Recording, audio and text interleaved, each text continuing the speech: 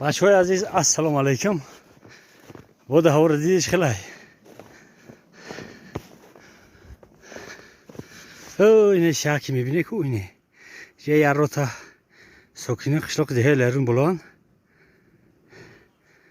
بالای کوپرکا ماستا پولمونا رفتن نگاه که با بلکن خطی اروجوش خطی اومدن حاضر نیرای رفتگی مورا کمتر توزا کنیم. تراکتور غم داد 75 کمتر و بلوش یاد بورا توزاش کنیم که در بعضی جاها غم نده بهت خوب میشه و راه ما بود نکنیم. کمترم کوتاه موند تراکتور غم داد تراکتور بردیم پرتوفتیم بر رفت. های به هر حالم رخ شده. هی بکش اوخی عربا کشدن نتونی هم نوسا خلان کش.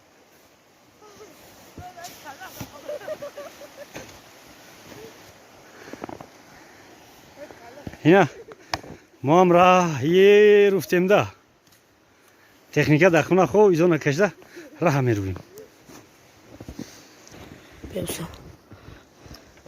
این اینجا لعنونی بالای در اینجا خیلی برفای ترمای کلان میآید. جا برف زیاد مردم جمع میشوند.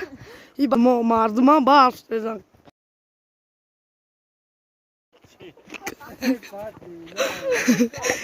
نگاه کی نیو مردمان برف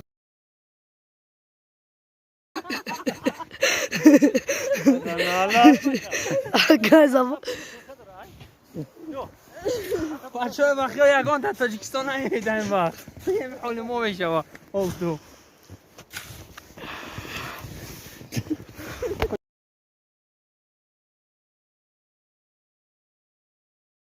گاب زمون بکن نزد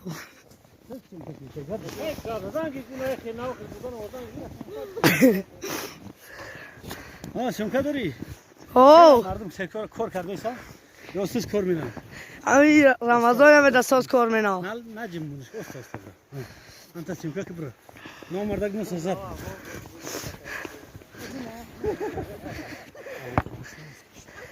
نه بچه اسلام های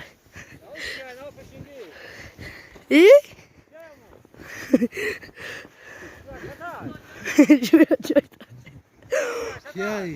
چیایی؟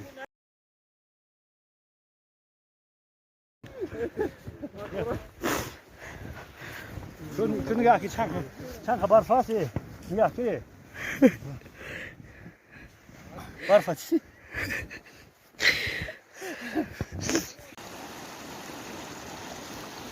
بچه های عزیز اینا از سببی برفی بسیار بودن مردم این روز جمع شدن برف روز ایستن رای قشلاقه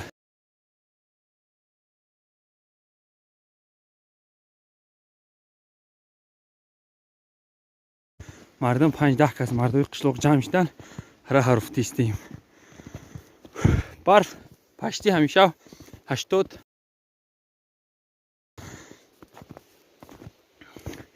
اینا خودش معلومه شنیدن کی بود مانند دیدن گفته است. اینا بچه هم کاری که اگر دیگه هوشش رفتگیه نه که بیلش خودش تا کلانتر اینا این کار ریال نیه.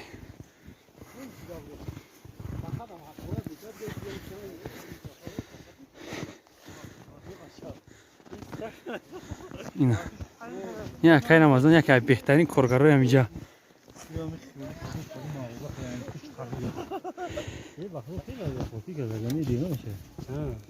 تلخت که بچه کمی نه